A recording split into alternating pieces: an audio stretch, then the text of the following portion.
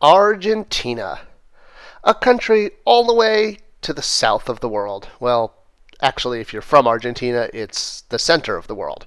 But for us here in America, where I'm making these YouTube videos, it's pretty far south. And it's got an interesting story when it comes to toys. It's an amazing country. I mean, it's known for producing some of the greatest soccer stars, or, well, I guess they call it football stars of all time. Very popular sport down there in Argentina. Heck, it's the home country of the current pope. Because, hey, it's awesome that they're branching out with popes. And it's got some of the tastiest food you will probably ever find. But why am I talking about Argentina today in my videos about the toy industry? Well, that's because this video is about Top Toys, a toy company from Argentina. Now, it's an interesting story because Top Toys, for the most part, doesn't make their own toys. They are a distributor toy company. If you have some 80s toys and you look at the very top of the package, you may notice a Top Toys logo, sometimes in conjunction with the regular logo like Hasbro or Mattel. You see, Top Toys was the distributor for a lot of toys in the 80s for both Hasbro and Mattel. In fact, some of the toys they distributed, like the fact that they distributed vintage Star Wars toys, are highly sought after on the secondary market. There are sometimes very small differences between the Top Toys and the Kenner Hasbro, well, Kenner at that time, figures. For example, well, one, they often weren't put on the correct card, but two, there were sometimes minute color differences in accessories, and these can go for big bucks on the secondary market. The reason in particular I'm talking about Top Toys today is because they also distributed the Masters of the Universe line from Mattel. So if you were from South America, and particularly Argentina, and you were buying He-Man toys, odds are you were buying Top Toys Masters of the Universe toys. And one of the interesting things is, besides the regular figures, they actually did some really interesting variants, I suppose you could say. For example, they took Cobra Khan and gave him Buzz-Off's arms and painted him in, what I guess, camouflage colors. He's known as Camo Khan. In fact, he was done in Masters of the Universe Classics as Camo Khan. This figure was not available in the United States and was one of those odd variants only from Top Toys. Another one was the Black Blood Mosquitor, where they did Mosquitor, they distributed him, but they changed the blood color from red to black, so he had kind of like a black ooze inside of him. There was also the MOTUC with green appendages, some of his arms and some of his legs molded in green instead of red, and I guess maybe you'd call this Christmas MOTUC, I don't know. And then one of my favorites was their Faker, which had Skeletor's belt piece, if you will, the snap-on belt piece, as well as the Havoc staff in orange, as well as bright red eyes. Kind of a very unique-looking Faker. Now, the reason I'm doing this video today is I got a request from John McLaren about the Foreza T toys. What are we talking about Foreza T? Well, these guys. And you might be saying, well, wait a minute, those kind of look like Masters of the Universe toys, but kind of not? What is going on with these? Are these bootleg toys? Are these fake toys? And the answer is a little of everything. Here is the story of the Foreza T action figure line from Top Toys. So as I mentioned, in the 80s, Top Toys was the distributor for a lot of Kenner, Hasbro, and Mattel toys that were released in the US, and they had the distribution rights in Argentina. And in order to do this, Mattel, Kenner, Hasbro, etc. had to send them samples of the tooling and the molds for these figures. So they had all of the tooling in their possession in order to ensure they could make enough production without cannibalizing the production that was needed for elsewhere in the world that was going directly to the US and to Europe, etc. So because they had the tooling on them, in the early 2000s, specifically 2003, they decided to take this tooling and create their own line of toys called Foreza T from Top Toys. No Mattel logo, no Masters of the Universe logo, but obviously, these toys are using Masters of the Universe parts from the 80s. So you can see here their main character, Platino, is using He-Man's head and Jitsu's armor and Fisto's fist. They even tooled the goatee there.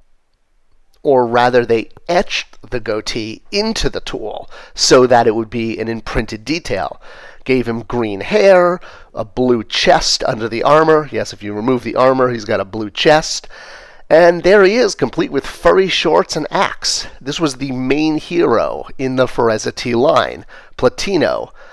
And yeah, I mean, they had a whole backstory for these, and it wasn't just one figure. They had an entire line of characters. So to aid Platino in his battle for justice, the second character was Shioshi. This was a character that used the head of Jitsu, and he used the armor of Fisto, or Clamp-Champ, and the sword of Triclops. And they had another ally. This one was Titano. This was Fisto in Man-at-Arms armor without the fist. He didn't have the giant fist.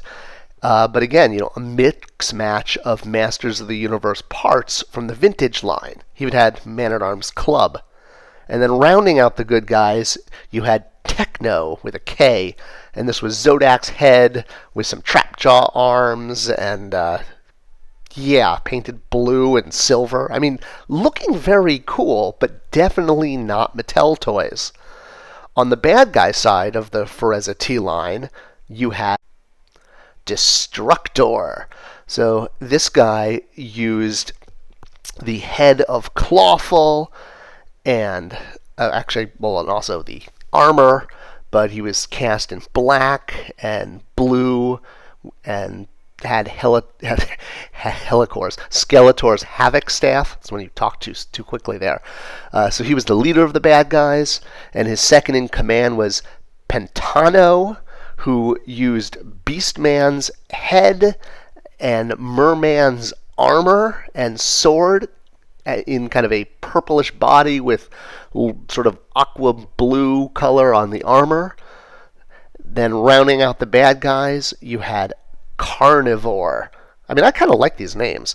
Carnivore had the head of Webstore and the armor of Beastman, although it was packed off of him. And you can also see he had the furry Beastman body, which was, she's green in the art, but blue as a figure. And then finally, the last one was Felinor, I guess like feline, because he was a cat character. So he used the head of Merman or Stinkor. I think it's definitely much more cat-like than Mer-like. And then the armor of Skeletor with the power sword, and he rounded out the bad guys. So yeah, this was a mix and match line. And they had bios. There was one card back for all of them, and the bios are in Spanish, which I speak French, not Spanish, so I can kind of piece them together, but not entirely. And, essentially they fought for justice in an untamed world. It's like in a tranquil world of the future. They, with monsters and bad guys, the bios talk about them, fighting for justice, etc., etc.